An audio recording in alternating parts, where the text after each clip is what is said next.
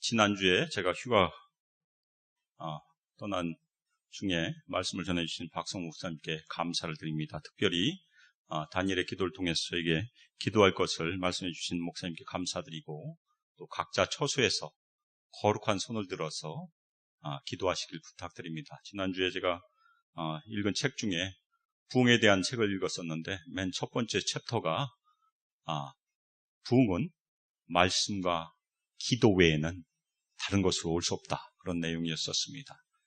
어디 있든지 저희가 저희 교회의 부흥을 위해서 계속해서 기도해 주시고, 특별히 성령의 나타남과 능력을 위해서 기도해 주시길 바랍니다. 제가 1995년에 대전에 직장 때문에 갔을 때 다녔던 침례교회는 하나님의 가족인 교회를 목표로 하고 그 꿈을 이루기 위해서 그 당시에는 좀 생소했던 것이었었지만 셀교회를 시작하려고 했던 그런 교회였었습니다. 그 당시에 대부분 구성원들이 저와 나이가 비슷한 30대 초반에서 중반 정도 되는 청년들이었었고, 물론 가족이 있고 아이들이 어렸던 그런 대부분의 구성원들이 젊었었습니다. 그리고 대부분 신앙심도 좋았고, 저희 교회에 사역자도 여러 분 계셨습니다. 담임 목사님과 협동 목사님, 그리고 두 분의 전도사님 계셨을 정도로 아주 여러 가지 구성들이 잘 갖춰진 그런 교회였었습니다. 그리고 그 목적을 이루기 위해서 3년여를 저희가 성경 공부를 하고 여러 훈련도 하고 수양회도 여러 번 가졌고, 저희가 모든 힘을 다 동원해서 그 꿈을 이루기 위해서 아주 초점을 맞추고 3년여를 진행을 했습니다. 3년쯤 지나서 첫 번째 셀그룹을 만들었는데, 저희 목회자들 셀그룹이었었습니다. 그래서 전교인들은 드디어 하나님께서 우리가 꿈꾸고 있었던 하나님의 가족이라는 그런 교회를 이루시는가 보다 기대하면서 그 첫 번째 셀을 바라보고 있었어요. 그런데 그 첫 번째 셀에서 문제가 생겼습니다. 목회자들 사이에서 갈등이 표면에 뜨기 시작했고, 그것 때문에 결국에는 목회자들이 한 번씩 다른 사역지로 떠나시게 되었습니다. 결국 담임 목사님만 남았습니다.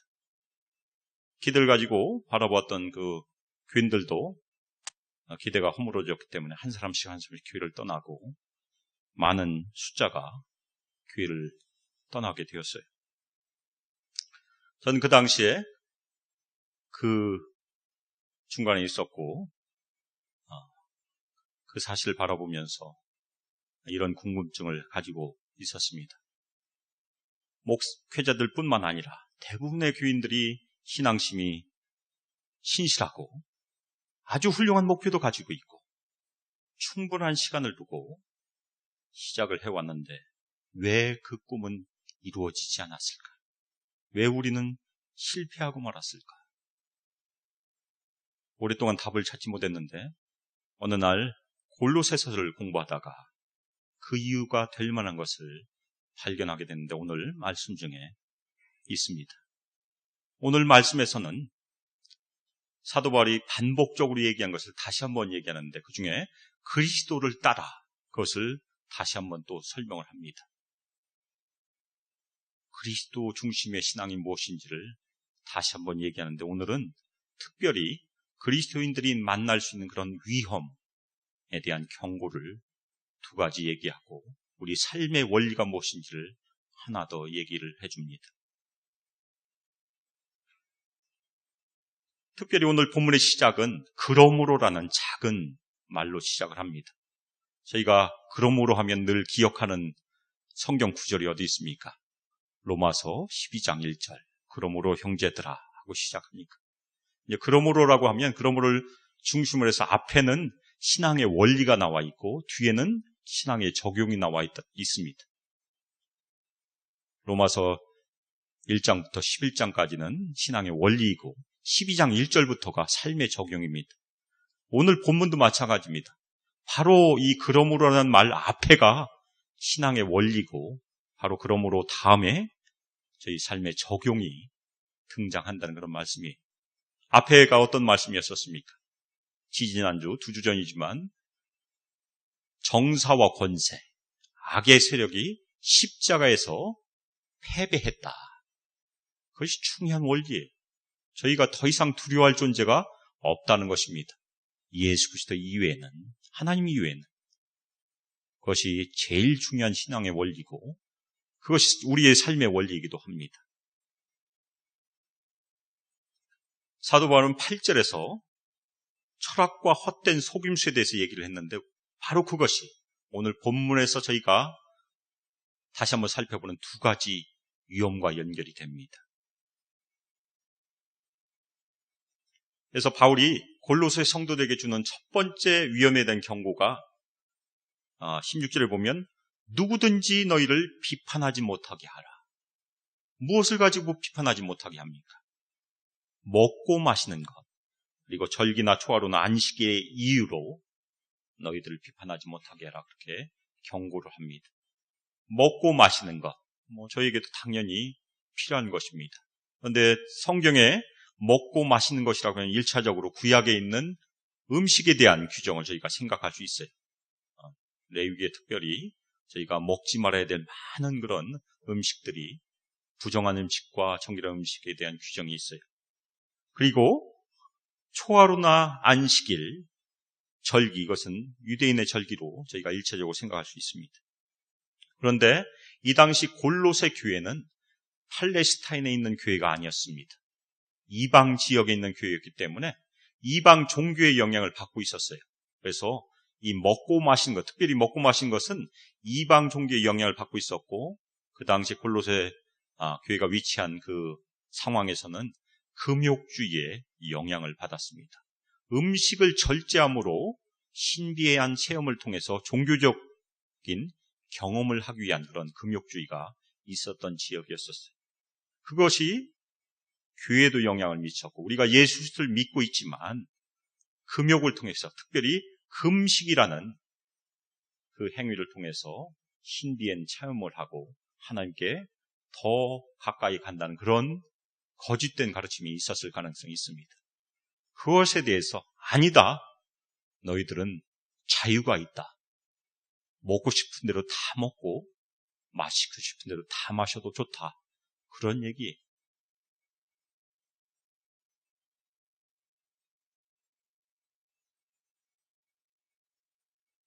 두 번째는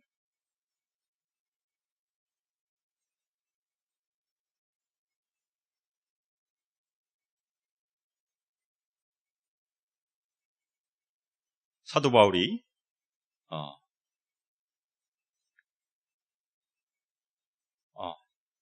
죄송합니다. 이 사도 바울이 이 세상의 규례들을 설명을 할 때 이 세상의 규례들이 장래일의 그림자라고 설명을 하고 있습니다. 장래일이라는 것이 무엇입니까? 앞으로 올 일인데 앞으로 올 일이 예수 그리스도가 오심으로 완성이 된 그 일입니다. 그런데 그 일은 그림자예요. 그림자는 무엇입니까? 어떤 물체를 햇빛이 비치면 생기는 것이 그림자입니다. 그림자가 있다는 것은 항상 그림자 옆에 실체가 있다는 뜻입니다. 그래서 바로 다음 나오는 구절이 몸은 그리스도의 것이라고 얘기를 하는데 이 몸을 우리가 실체라고 번역을 할 수 있어요. 실체는 진짜 중요한 것은 그리스도의 것이다. 그렇게 설명을 할 수 있습니다. 구약의 규정들, 음식이나 마시는 것이나 많은 절기들은 예수님 오실 것을 바라봄으로 기록되어 있다는 것이에요. 예수님께서 오심으로 이루어지는 진정한 진리에 대해서 바라보고 있는, 써주고 있는 그런 일이라는 그런 말씀입니다.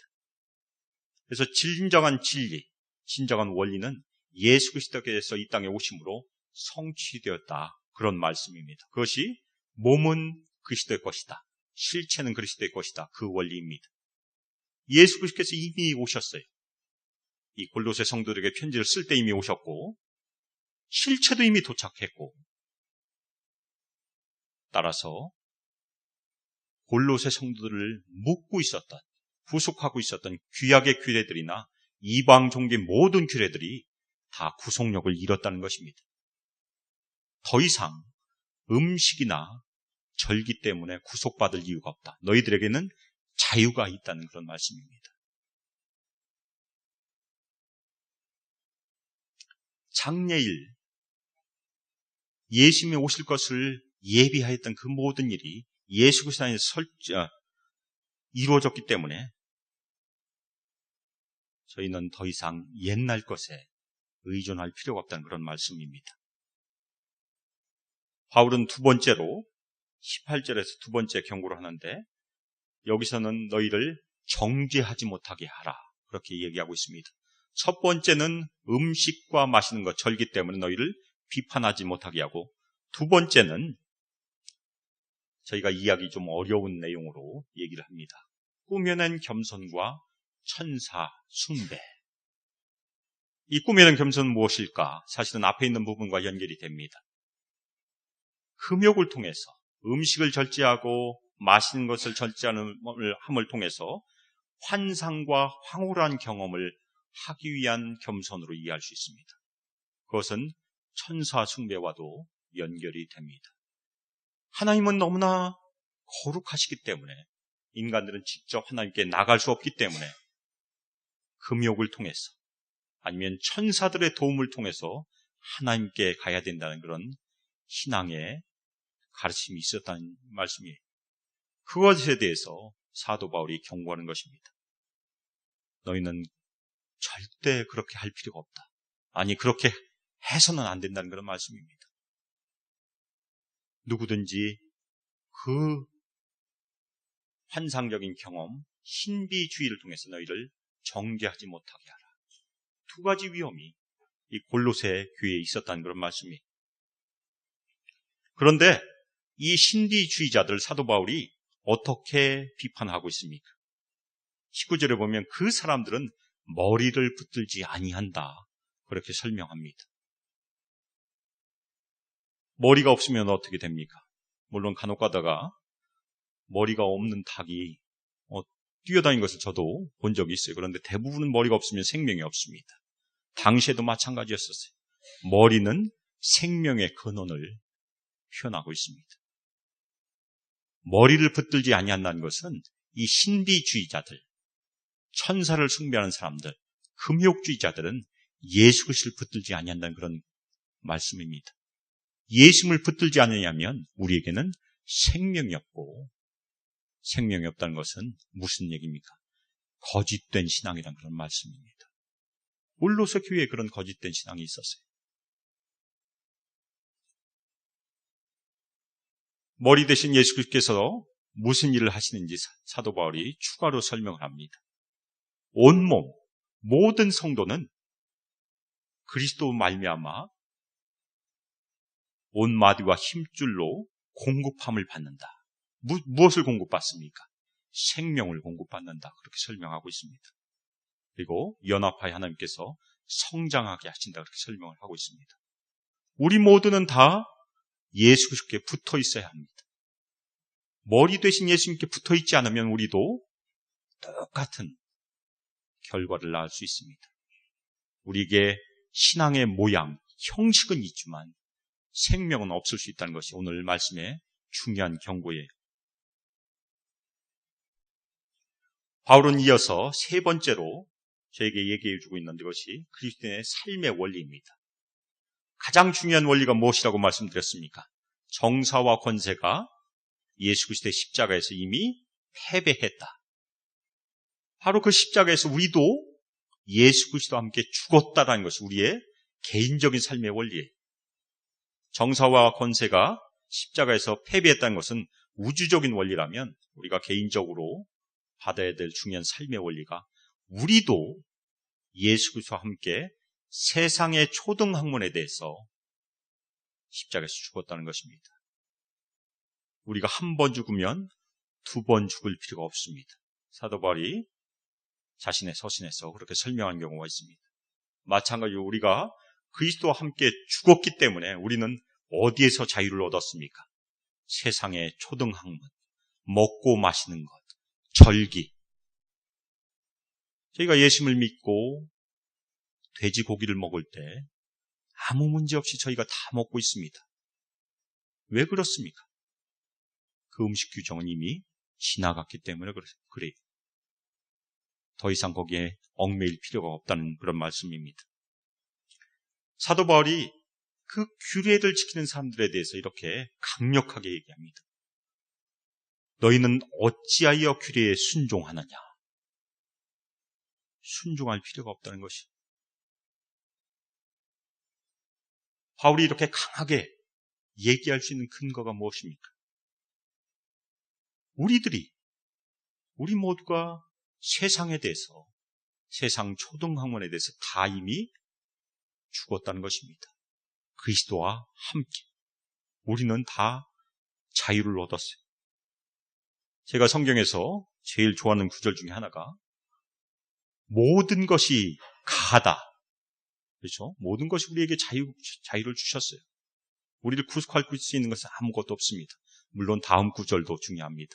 모든 것이 유익한 것이 아니다. 모든 것이 가하나 모든 것이 덕스러운 것이 아니다. 그것이 우리가 늘 묵상해야 되는 중요한 구절입니다. 우리는 그리스도 안에서 자유를 얻었습니다. 따라서 우리가 이미 죽은 우리가 세상의 규례에 순종한다는 것은 저희의 주소는 어둠에서 빛으로 옮겨졌지만 계속해서 어둠 속에서 살고 있다는 그런 얘기입니다. 우리는 하나님의 나라로 옮겨졌지만 세상 속에서 살고 있는 것으로 그렇게 설명을 합니다. 우리는 더 이상 세상의 규례나 세상의 풍속이나 세상의 관습을 따를 필요가 없다는 얘기.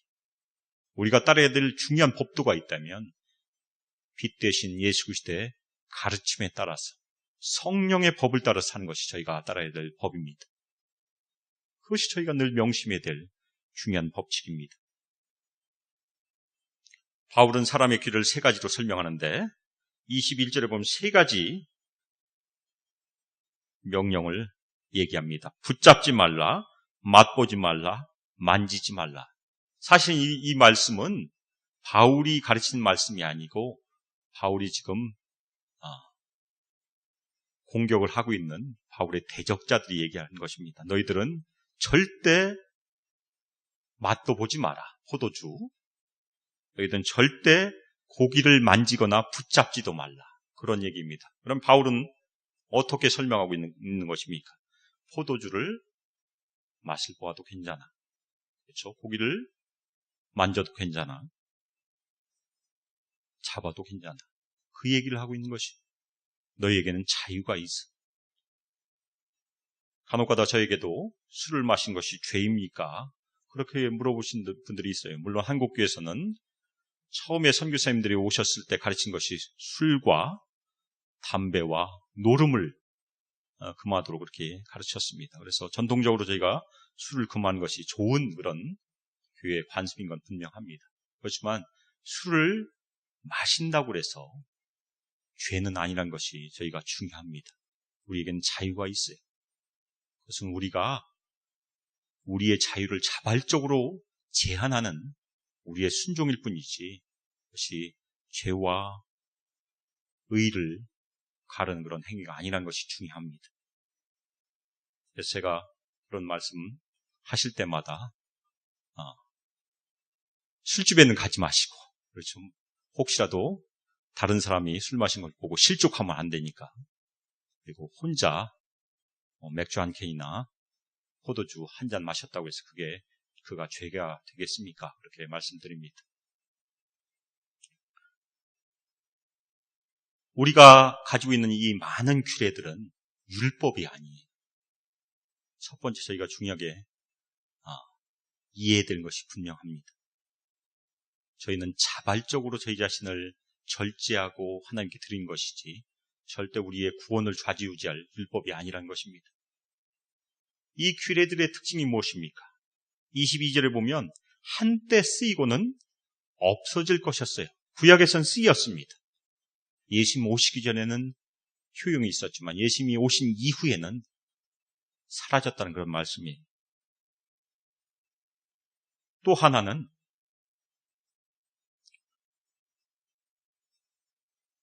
사람의 명령과 가르침입니다. 새 언약의 가르침이 아니라는 거예요. 우리가 따라야 될 것은 그리스도를 따르는 그 법칙은 예수님의 명령과 가르침이지 사람이 정한 그런 규칙이 아니라는 그런 말씀입니다. 우리의 삶은 세상을 따라가 아니라 그리스도를 따라하는 것이 굉장히 중요합니다. 맨 마지막으로 이 규례들이 아무 쓸모가 없다고 얘기하지는 않아요.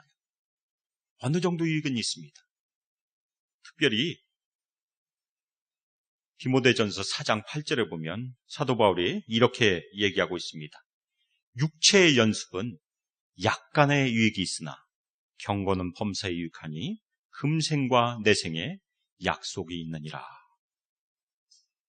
육체를 따르는 것을 금하는 것은 우리에게 분명히 어느 정도는 유익이 있다는 그런 말씀입니다. 하지만 오늘 성경에 나와 있는 자의적인 숭배나 겸손이나 몸을 괴롭게 하는 그 금욕은 우리의 겉모습은 제어할 수 있지만 우리의 속마음을 제어할 수 없다는 것이 굉장히 중요해요. 아무리 겉으로 금식을 하고 고행을 하더라도 우리 속에 있는 욕심을 끊을 수 없다는 그런 말씀입니다. 우리는 어떻게 욕심을 끊을 수 있습니까? 성령의 도우심으로 매일매일 자기를 부인함으로 욕심을 죽여가는 것이, 우리 마음속에 있는 죄성을 죽여가는 것이 우리가 해야 될 일입니다. 그것이 사도 바울이 오늘 성경에서 가르친 중요한 내용입니다. 오늘 말씀에서 저희가 붙들어야 될 것이 머리를 붙들라라는 그런 말씀입니다. 이 머리를 붙들라는 말씀도 저희가 같이 살펴봤던 두 가지 위험과 잘 연결이 되어 있습니다. 첫 번째, 우리는 개인적으로 생명 되시는 예수 그리스도를 붙들어야 됩니다. 머리 대신 예수 그리스도를 붙들어야 되는데 그것은 두 번째 경고와 연결이 되어 있습니다. 두 번째 경고가 무엇이었습니까? 보이는 것을 의지하는 것, 육신의 생각을 의지하는 것을 따르지 말라는 그런 경고였었습니다. 우리가 개인적으로 예수 그리스도를 붙잡는데 이것이 굉장히 중요해요. 우리의 생각을 따르게 되면 우리 생각 속에서 우리가 원하는 예수님을 만들게 됩니다. 성경 속에 계시되어 있는 예수님을 따르는 것이 아니고 우리 생각에 예수님을 따르는 위험에 빠질 수 있어요.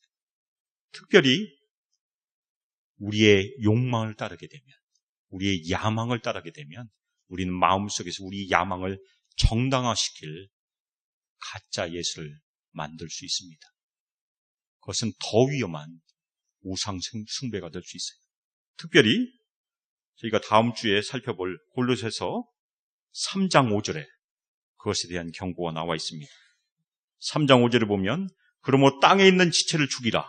곧 음란과 부정과 사욕과 악한 정욕과 탐심이니 탐심은 우상 숭배니라. 우리의 욕심을 이루게 할, 우리의 욕심을 정당화시킬 그런 가짜 예수를 만들 수 있습니다. 그 가짜 예수를 만들게 되면 저희는 거짓 신앙에 빠지게 된 것이고 우상 숭배에 빠지게 될 수 있는 그런 위험성이 있습니다. 따라서 우리는 끊임없이 이 땅에서 해야 될 일이 무엇입니까?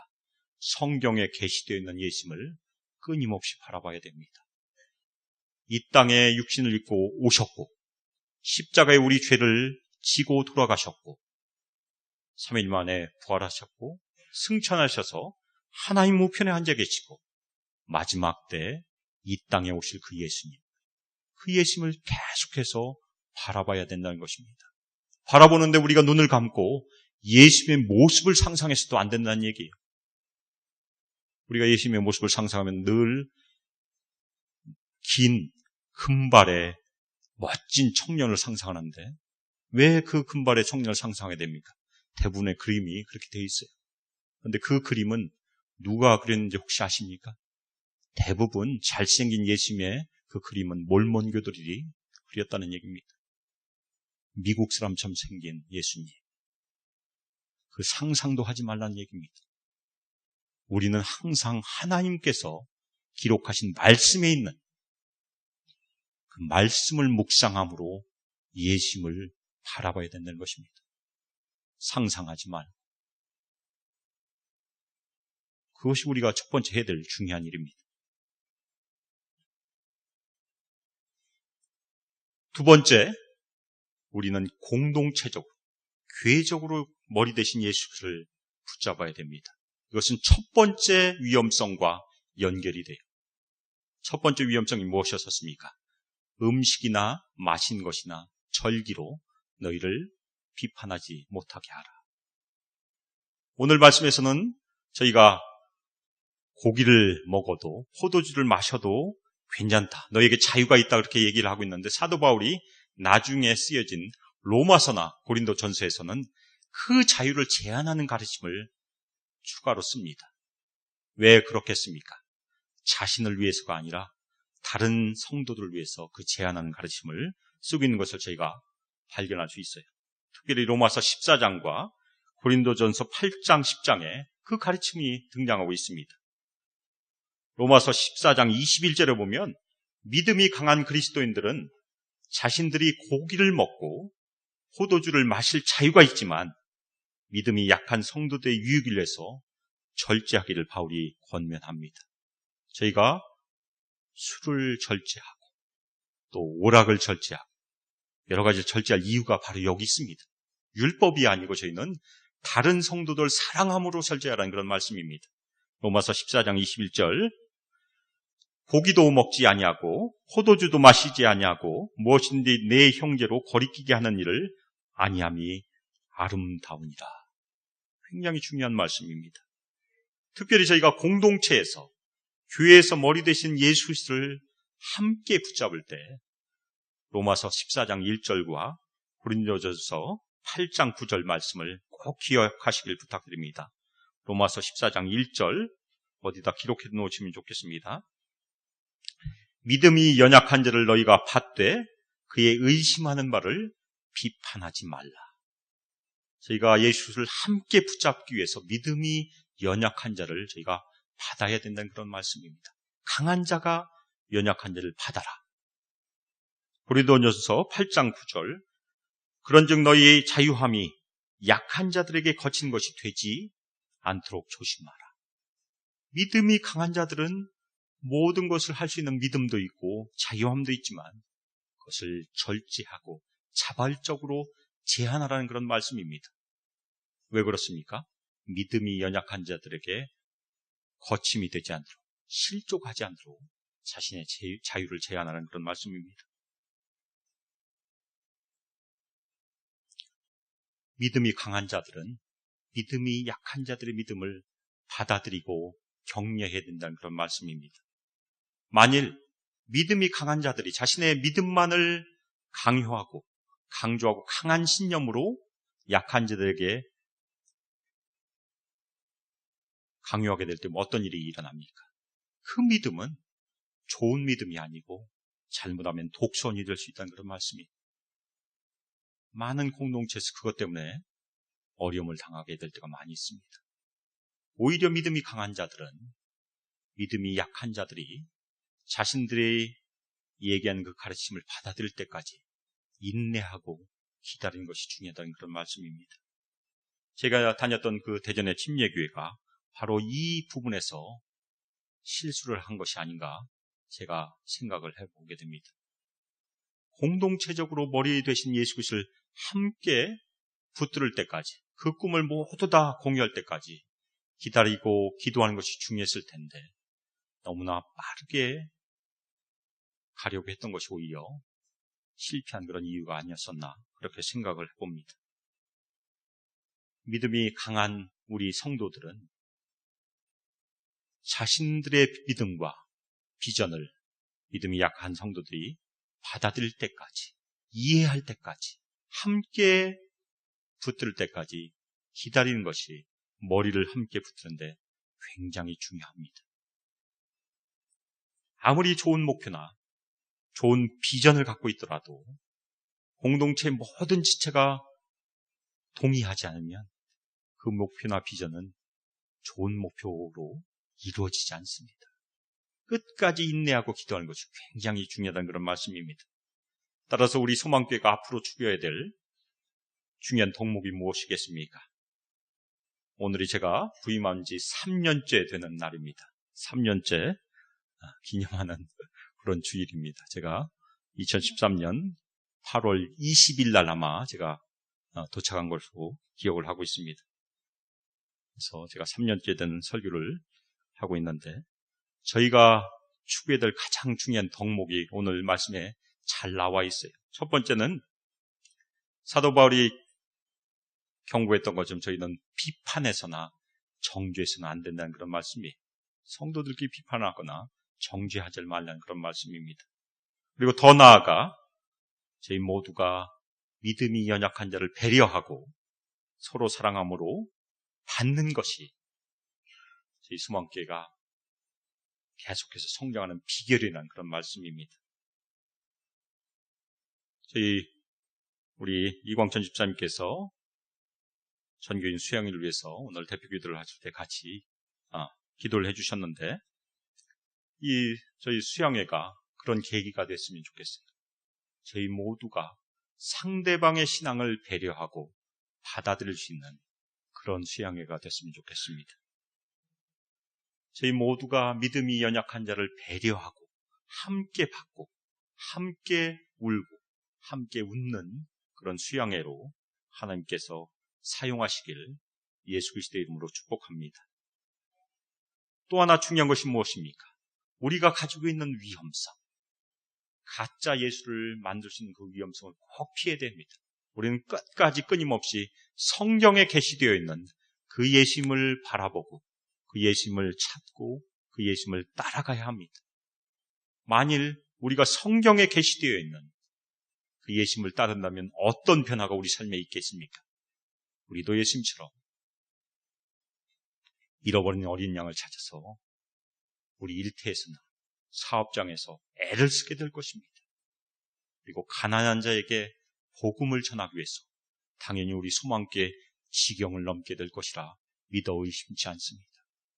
그것이 우리가 예수 그리스도의 마음을 품고 예수 그리스도의 생각을 가지고 예수 그리스도의 발자취를 따라 행할 때 이루어지는 중요한 일들입니다.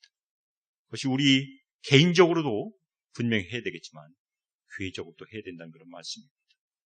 그래서 교회적으로 공동체적으로 머리 대신 예수를 붙잡기 위해서 우리는 서로의 신앙을 존중하고 서로의 연약한 신앙, 연약한 믿음을 배려하고 서로의 믿음을 받아주시기를 예수 그리스도의 이름으로 축복하며 기도합니다. 오늘 저희가 합심해서 기도하실 때 우리를 구원하신 머리 대신 예수 그리스도를 함께 붙잡으시길 같이 기도해 주셨으면 좋겠습니다. 특별히 오늘 말씀드린 것처럼 우리의 신앙을 서로 배려하고 존중함으로 연합하여서 예수 그리스도를 함께 붙드시기를 예수 그리스도의 이름으로 합심해서 이 시간 기도하겠습니다.